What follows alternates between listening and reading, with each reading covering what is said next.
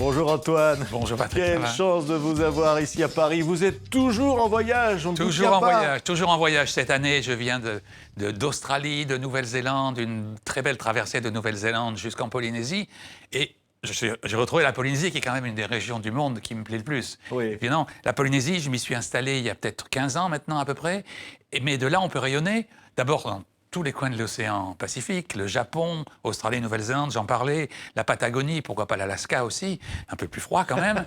Mais dans nos films, on adore voyager. Il y a 25 ans à peu près, on avait présenté un coffret. Ouais. Beaucoup de gens se rappellent. Là, il y en a un autre coffret. Regardez, le voilà, hein, il arrive. À l'époque, c'était un coffret de 3 cassettes. C'était il y a 25 ans. Et c'était la Polynésie, les Caraïbes et l'océan Indien. Alors, 25 ans après, on a rassemblé tous nos films récents, 4 films récents sur Tahiti, Bora Bora, les îles, mais aussi les îles lointaines de Polynésie. Nous, ce qu'on aime, Antoine, c'est quand vous nous faites rêver. Alors, on regarde des images, vous allez nous les commenter. Quelques là. images de ces 3 destinations. On va commencer peut-être par les Caraïbes. On va nous retrouver dans... Voilà. Dans les Petites Antilles, c'est une belle croisière qu'on a faite depuis la Grenade jusqu'à Saint-Martin, en passant par la Guadeloupe, la Martinique, etc.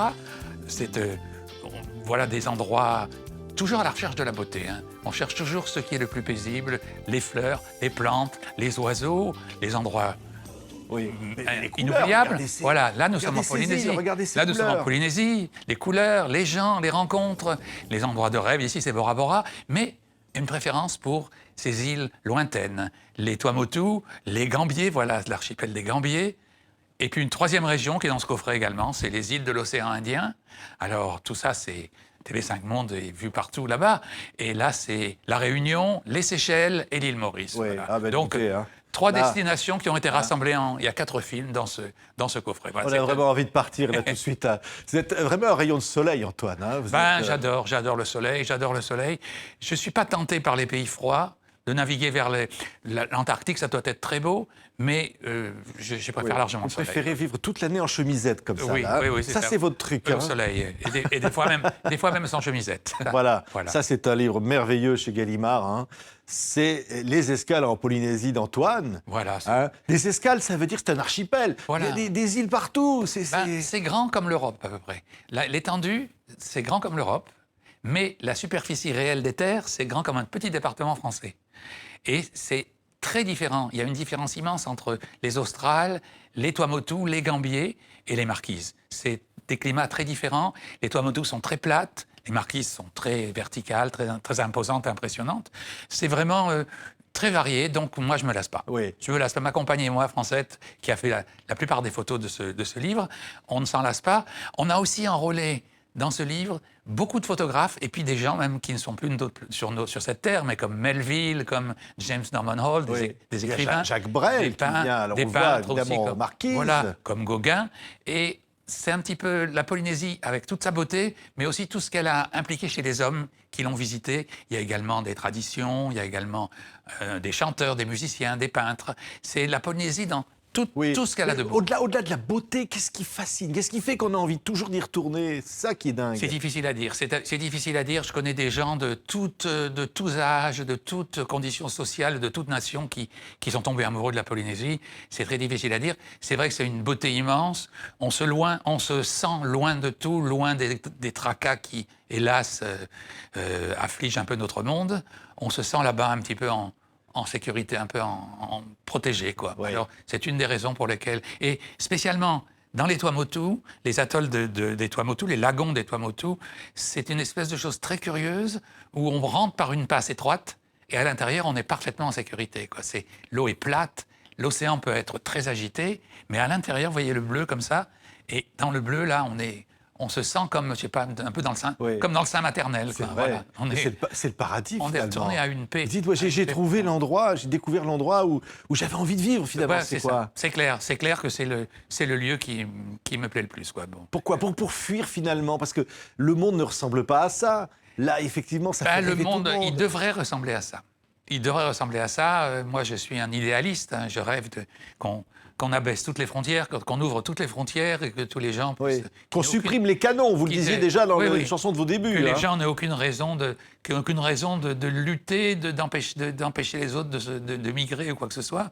Je pense que je suis un idéaliste, mais je me tiens à mon idéal. Oui.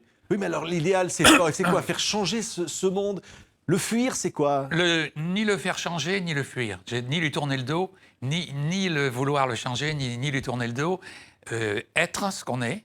Moi, je suis ce que je suis. J'ai ma petite influence par les livres, les films que je fais. J'essaie de montrer la beauté.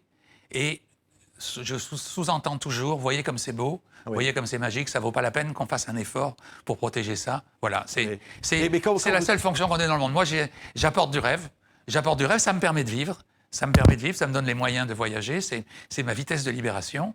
Mais c'est un peu ma fonction sociale. J'espère apporter des moments de bonheur, des moments, même si c'est juste de l'évasion. Et puis, je rencontre des gens au bout du monde, dans des pays les plus lointains, comme ça. On est allé récemment tourner en Thaïlande et surtout en Birmanie.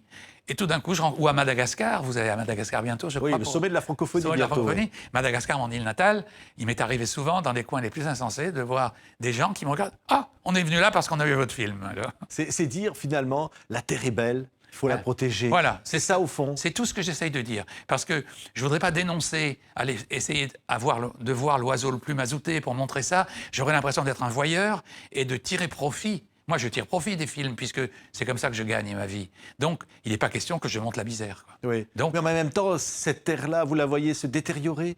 Vous voyez l'effet du réchauffement climatique, Antoine, vous voyez bon, tout je cite ça toujours un exemple précis, c'est les glaciers, qui sont le témoin le plus précis. Il y a un parc américain que j'ai filmé à la frontière Canada-Amérique qui avait 130 glaciers quand il a été nommé parc des glaciers. Aujourd'hui, c'était il y a 150 ans. Aujourd'hui, il en a 31.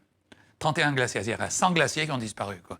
Et la plupart, maintenant, sont devenus tout petits. Et puis, il y a des îles qui vont être ensevelies, voilà. des îles qui vont disparaître. Alors, c'est moins évident, parce que si vous regardez les îles qu'on fréquente, on ne peut pas dire que ça ait monté de quelques centimètres. C'est pas ça qui est évident. Mais les glaciers, ça ne pardonne pas. C'est la fonte des glaces qui est le premier signe indiscutable. Oui, là, une année va bientôt s'achever, Antoine. Vous diriez quoi, finalement? Il faut regarder ce monde-là, il faut avoir un peu du ciel bleu dans la tête toujours, comme vous. Il faut faire le choix de vie. Toujours être positif. Une journaliste du Monde qui est venue me faire un portrait, en Polynésie, à Fakarava, des atolls qu'on apprécie beaucoup, a écrit « Antoine, un gamin de 72 ans ». Eh bien, je suis un gamin de 72 ans et il faut garder le cœur d'un gamin.